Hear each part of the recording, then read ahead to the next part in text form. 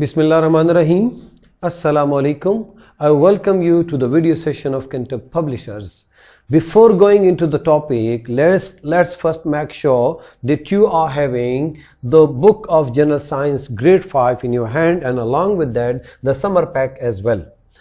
All the concepts being discussed in these books are replicated and given in detail in the summer pack. Summer pack is for the summer vacations. All the tasks are given here.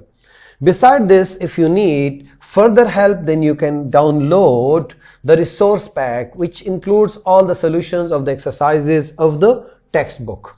Dear students, पिछली classes में आप लोगों ने matter, states of matter, solid, liquid, gas और उसके बाद 4 processes जिसमें melting, freezing, वेपोराइजिंग and condensing पढ़ा. फिर आप लोगों ने दोबारा से बॉइलिंग और कंडेंसिंग भी पढ़ा. Today we are going to study a very good chapter, a very interesting one, and I'm damn sure once again I'm telling you कि इस टॉपिक को आप लोग एंजॉय करेंगे. And this topic is role of evaporation and condensation in water cycle. evaporation and condensation तो थोड़ा बहुत आप लोग जान गए. अब वाटर साइकिल आप लोगों ने पिछली क्लास में पढ़ा था, लेकिन ज्यादा डिटेल से नहीं, शायद आप भूल गए हो. तो दोबारा से I am gonna ask you what is water cycle. बताओ शाबाश. माय स्वीट स्टूडेंट्स बता दें क्या होता है वाटर साइकिल, किसे कहते हैं? नहीं याद? गेस कर लो. यस, वाटर ऊपर जाता है, नीचे जाता है, वापस आता है, गुम हो जाता है, वापस आ जाता है. इसको क्या बोलते हैं? साइकिल बोलते हैं. चले देखते हैं इसकी एक picture. My dear students, I am telling you easily, बहुत आसान तरीके से मैं आपको बता रहा हूं.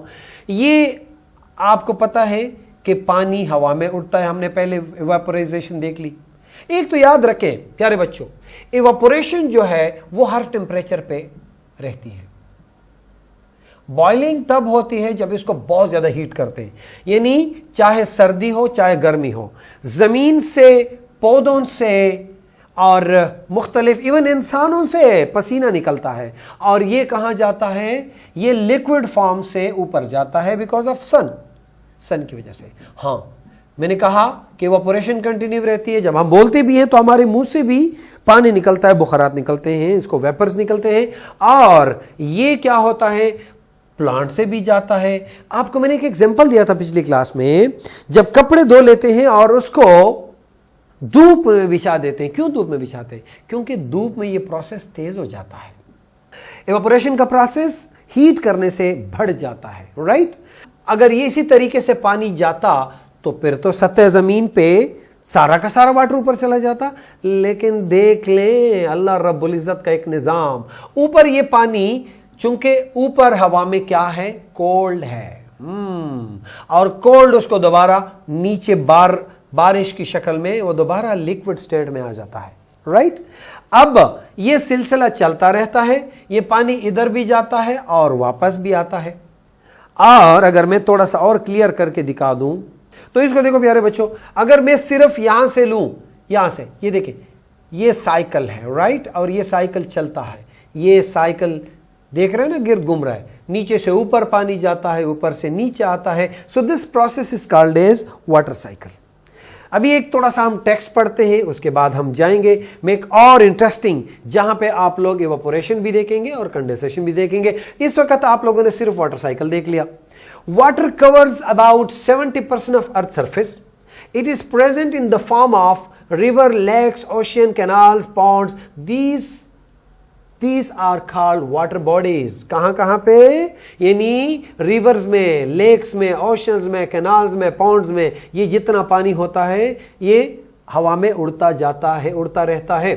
The amount of water on Earth's surface is maintained through water cycle. देख लें प्यारे बच्चों, सतह जमीन पे, यानी अगर अर्थ में 100 स्क्वायर मीटर है तो उसमें से 70% में पानी है, 30% पे खुश्की है.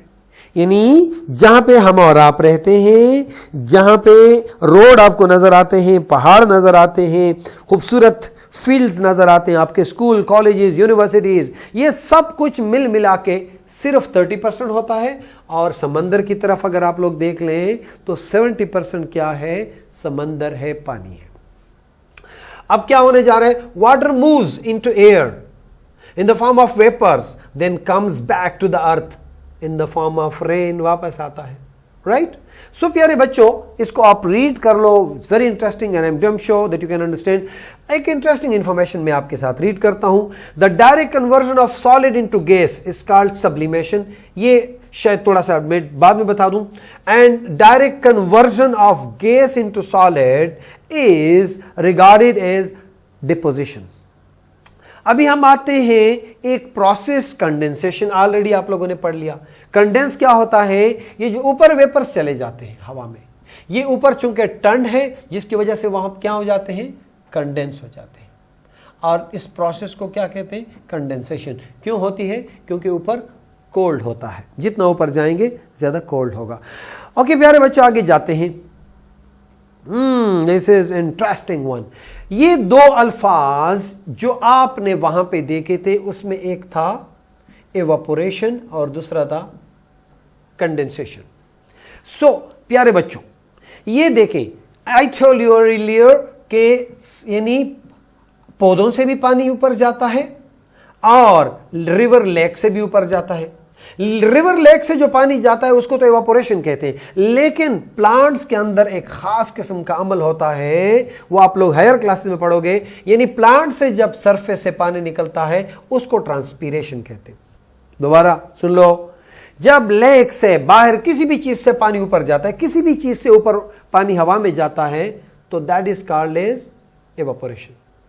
और जब प्लांट से, ट्रीज से पानी ऊपर जाता है तो उसको ट्रांसपीरेशन कहते हैं। एज आई स्टेटेड अर्लियर, ऊपर क्या है प्यारे बच्चों, बहुत कोल्ड है, और कोल्ड की वजह से क्या हो जाएगा, कोल्ड की वजह से ये प्रेसिपिटेशन हो जाएगी। ये जो लिक्विड से वो गैस में गए थे, वो गैस से क्या बन जाएंगे, कंडेंस हो जाएंगे, और कंडेंस होने के बाद ये नीचे आते हैं। तो प्यारे बच्चों, एवापोरेशन क्या करता है, पानी ऊपर लेके जाता है। कंडेंसेशन किस चीज का सबक बनता है, कंडेंसेशन की वजह से प्रेसिपिटेशन हो जाती है, पानी नीचे आता है। तो आप इजीली ये कह सकते हो कि evaporation and condensation are two very very important processes for us. Now एक और चीज मुझे बता दें, और वो ये कि जब पानी ऊपर जाता है तो ऊपर तो इतना सारा पानी हमें वापस किस फॉर्म में आ जाता है, रेन की फॉर्म में। ये कुछ पानी तो यानी अर्थ पे, लैंड पे क्या होता है, ये करीब करीब होता है, और ये दोबारा यानी ट्रीज और प्लांट्स और गार्डन में आप लोगों ने देखा होगा, जब बारिशें हो जाती हैं तो गार्डन या वो एरिया जहां पानी कम होता है वो कितना महक जाता है, और उसमें ज्यादा और पौधे पैदा हो जाते हैं। लेकिन ये सारा पानी इधर रुकता नहीं, ये नीचे जमीन में गहराई में जाते हैं, और ये जाके किस चीज में, अंडरग्राउंड वाटर में चला जाता है।